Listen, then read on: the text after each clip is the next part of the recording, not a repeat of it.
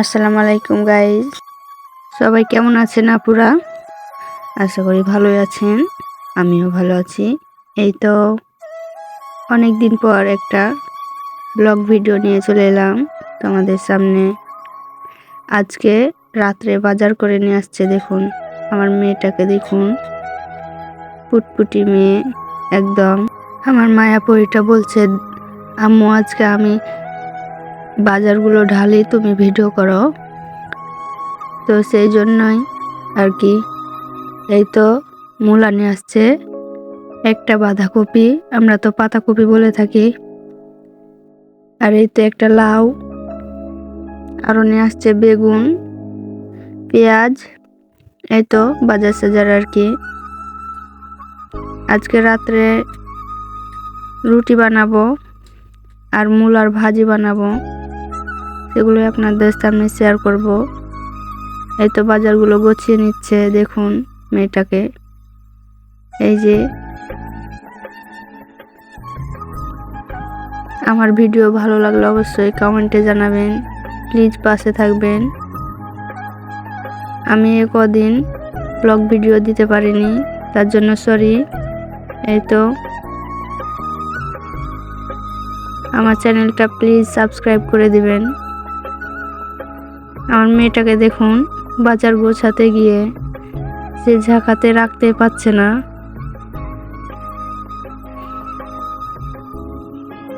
এই তো আমি এখন রাতের জন্য রুটি বানাবো। আমি আটা সেনে নিব।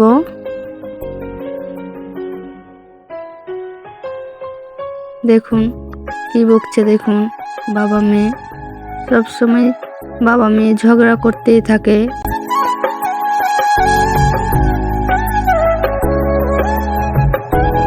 এই তো আমার রুটি বানানো হয়ে গেছে, আমি ভিডিও করা হয়নি, মনে ছিল না। এই তো আমি মূলা ভাজিটা করে নেব। আমি মূলা ভাজিতে একটা আলু দিয়েছি, একটা বেগুন দিয়েছি, খেতে কিন্তু দারুণ হবে।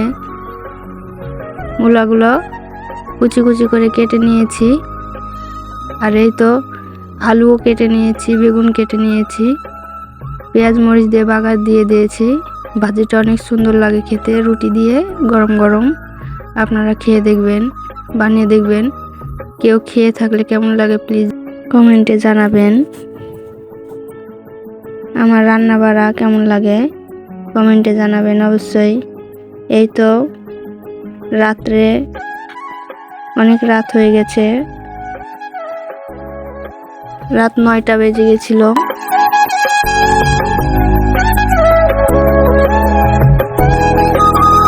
আমি মূলাতে অল্প একটু পানি দিয়েছি সেদ্ধ হওয়ার জন্য, পুরোপুরি শুকিয়ে নেব, তারপর একটা ভাজি বানিয়ে নেব। দেখতে থাকেন, ভালো লাগবে অবশ্যই।